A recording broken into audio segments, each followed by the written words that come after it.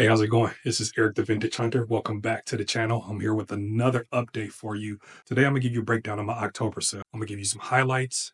This is an update video to a series that I started from zero to $50,000 on a part-time basis on eBay.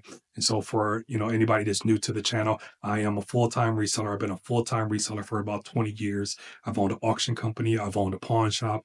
I own a brick and mortar vintage store, but I started my reselling journey by selling on eBay. I abandoned eBay to start a bunch of other different things, but now I'm back selling on eBay and I'm doing it on a part-time basis, but I'm documenting everything that I do on there. And I put out these videos every single month to kind of show you what I bought, what I sold, and, to give you an alternative to how most people would usually do eBay. I only run online auctions. 90% of what I'm selling on eBay is done through an online auction. So my thing is I only list on eBay for like 2-3 hours at a time. I don't list every day. I'm not the guy that's going to get up and get on this listing marathon and just pound through inventory, trying to get as much stuff listed in the store as possible. I don't resell on eBay like that. The approach that I take with eBay is I do all online auctions. You know what? I shouldn't say all. I'm gonna say like 95% of what I sell on eBay is done through an online auction. I let the market determine the value, but my thing is I look for stuff that's got decent value. I'm not just sticking any and everything on there. I'm looking for mainly vintage, antique, collectible type of things that people will think about, where am I going to find another one?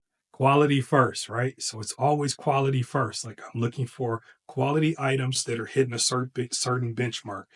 I had a total of $4,798 in sales in October. After eBay take their fees, they remove the taxes, shipping, stuff like that out of the fees. I ended up with the net of $3,379. I sold a total of 67 items in October, but the best part about October to me, because I try to pay attention to trends, and you should too if you're any kind of small business owner, especially reseller. Pay attention to trends, and this is around the time when you will start to get more money for things around Q4, quarter four, at the end of the year. So I had a 36% jump in my average selling price. My average selling price went up to $71. Like, I'm not the guy that's gonna get up and stick tons and tons of hours into what's going to happen on eBay. I started this experiment a couple years ago, so I already know that if I can do 100 to 125 items in sales every single month at a certain average, I'm going to hit a certain number. Like, I know these things. It's trial and error, and that's what a lot of reselling is, or small business is a lot of trial and error. You got to figure out what works for you, right? Like, this literally works for me. Another thing that works really good for me, and one thing that I seem to get a lot of questions about is, obviously all this stuff is going to have some kind of cost associated with it. So, people are like, you're not going from 0 to 50,000 because you're not taking the cost into getting the items. That is absolutely true. But for those who need to understand kind of how I get items, and this is a whole nother video that we could talk about with sourcing and just understanding that part of being a successful reseller is sourcing. Like, selling this stuff is one thing, but actually getting it consistently and getting it in bulk and getting it at a good price, so that you can make money on it, is a whole nother ballgame. The way that I get my inventory, for eBay in particular, um, is done through, we used to own an auction company, and because of that auction company, I had ads out there for me buying entire estates and collections. And so a lot of times the stuff that I'm getting is coming right from homes. I'm buying more than one piece. I'm buying, usually a ton of pieces, a bunch of pieces. And so very rarely do I go into a place and I buy things that are just for eBay. I'm buying usually a bunch of things, and 60 to 70% of whatever I'm buying, if I'm at a place, has to be things that can go into my store, BC Modern, because that's my main source of revenue. That's the main way that I buy and sell. It's also, I'm at the point mentally where I don't buy any and everything just because I can make a buck on it. So I buy the things that I know will work really good for my store so that I can sell them. And then I buy, any of the extras that come out of the house, or any of the extra things that I can usually get from these estates, that are better for eBay, that's the stuff that goes on eBay. So a lot of times my cost of goods is a lot less than, um, you know, most people's would be, because I can get my money back from, the larger things, or the more high end demand things that I'm buying for my store. So like when I say I'm trying to like make, a certain amount of profit off of these platforms, um, my cost of operating, my cost of what I'm sticking on there is minimum, and I think that's, a huge key, for a lot of people to pay attention to, is trying to keep your cost of goods down, so that you can keep more into your pocket. But anyways, let's get back to what we were talking about, and that is October sales. You know what I don't get a lot of? I don't get a lot of repeat buyers. Do you get a lot of repeat buyers? I don't know if it's because I do run auctions. Maybe I don't, because every time I'm running auctions, it's going to be something different. But I don't get a lot of repeat buyers. For October, my categories, again, I try to give you my top 5 categories every month. And this month it didn't even change from last month. It just shows that I'm like zoning in on what's really working for me. And that's the key with a lot of this, is like you can watch videos, you can buy courses, you can do all this stuff that you want to try to improve, but you still gotta like figure out what's working for you. Like what's gonna work for you, what works for your family, what works for your business, what works for your storage, what works for your pocketbook. Like all of that matters. So when I look at this and I look at what I'm selling, what I sold last month, in the categories again, the top 5 is 4 out of the 5 are toys. The other one is sports memorabilia. I ain't even a big sports memorabilia fan, but I bought the right stuff at the right time that it allows me to keep selling it until I get rid of it.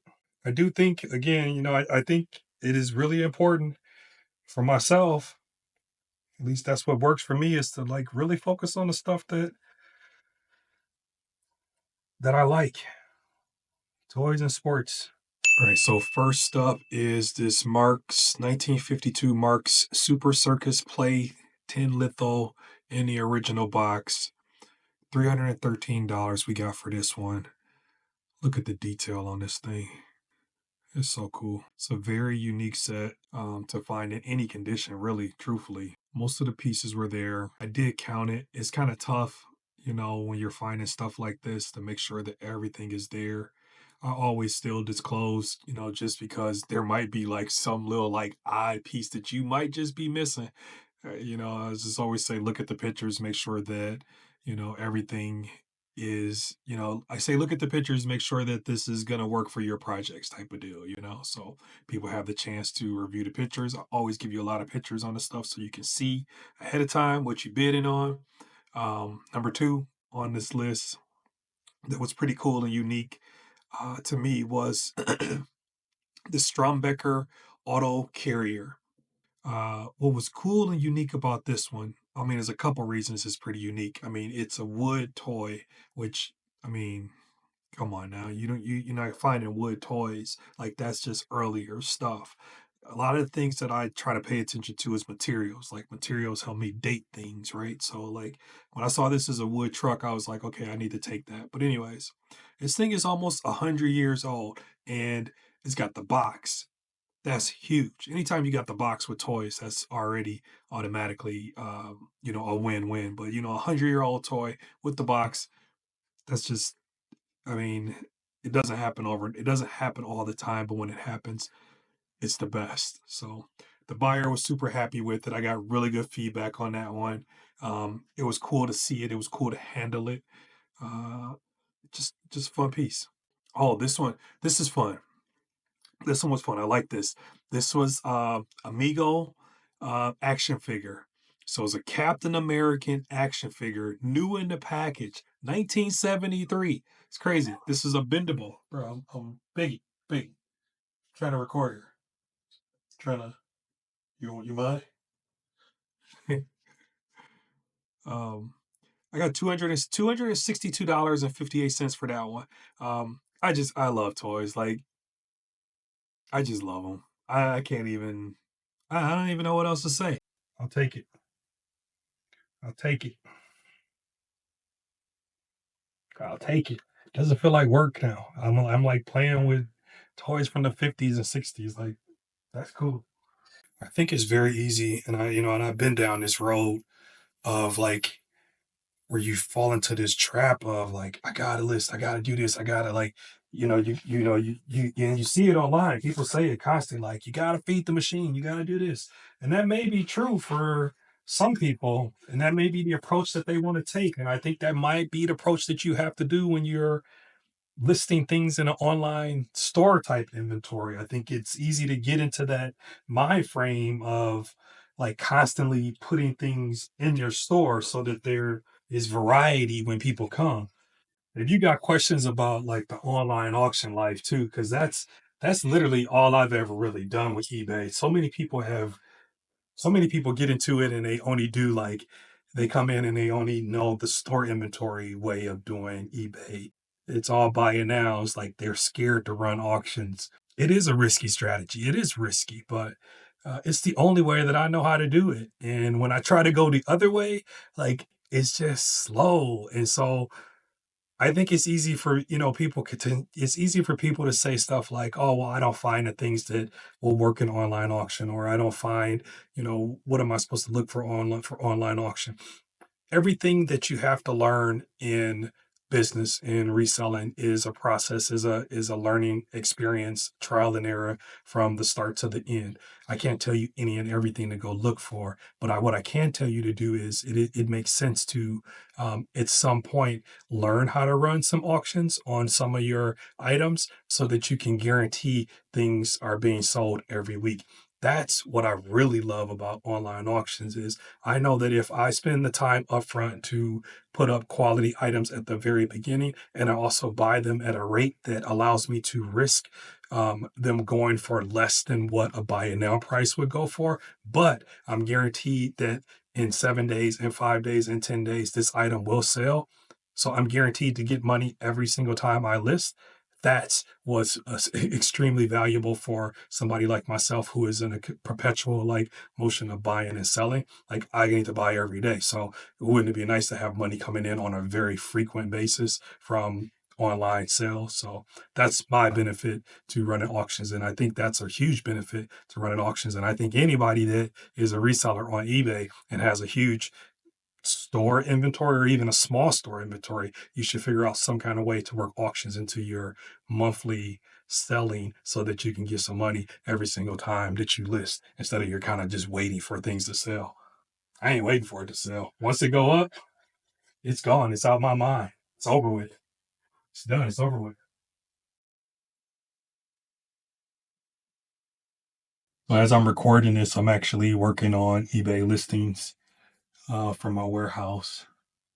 So I want to get a quick hour in. I had I want to get a quick I wanted to get a quick hour in here and focus on some better stuff. So I pulled the set that I just lit that I the set that I was just working on is like 150 to $200 set, and I think I'm gonna try to knock out like two or three more of those type of listings, and that's again just focused on quality item. Yeah, could I sit here and list all day? I got hundreds, if not thousands, of items here. I could, but I don't. My time is very valuable. I still have a delivery to do today. I have to drop off a title to a vehicle to my builder. And yeah, I got stuff I want to do today. I'm not sitting here all day listing. I'm gonna come in here. I'm gonna knock out a couple quality items. I'm gonna run them through auction. I'll make $400 or $500 off of them, and that's gonna be my day. Keep it moving. As I'm looking forward, I'm learning more and more to just kind of focus in on the categories that I'm passionate about, and that's what we gonna do. You know, it took me a lot of years to get to this point to figure out what works for my store if I was gonna have a physical brick and mortar store, and I think it's taken me the same amount of time to mentally prepare for being at this stage of life where I know now what it is that I want to sell online. I think that's important for people to figure out. I think that's a huge key to being successful and profitable in this business. Finding focus helps me narrow down my search. And I feel like too, even with the feedback that I get from the people that, the stuff that I'm selling online is very similar to the feedback that that I'm getting in my stores, where you find people that appreciate the items that you're actually finding for them. They're not nitpicking them, like, oh, there's a hole in this shirt or something like that. I hear horror stories about people that sell clothes full time. Think something doesn't fit right, they want to return it. Like, I don't really have those kind of issues. Focusing on vintage, antique collectibles and rare items. It's just disclosing, everything that I can about the item ahead of time so that people can see it. A lot of that is done in photographs, but it is a wrap on October sales. I hope that gives you uh, uh, a good look into some of the highlights, a look into some of the items that were profitable for me, some of the things that I found that were cool and unique. I said this before, the world is very plentiful, and I think you can find quality items out there. I think, you know, all of this takes time. So don't beat yourself up, and please don't compare yourself to me. Um, all of this takes time. I'm still learning. It takes time to get to this level. It takes time to get to any level. It takes time to just start, but you got to start. Like, everybody needs money. Everybody needs money. Who wouldn't be happy with an extra minimum $500 to $2,000 a month? And I just showed you the time that it took me to do this video, not the editing, but the video recording at my warehouse. I'll be enlisted 2-3 items that are worth, $150 to $200 a piece. So there you go. $500 to $2,000 extra a month. Who couldn't use that? That's who I make these videos for. You need motivation? Watch some more of these videos. I'm joking.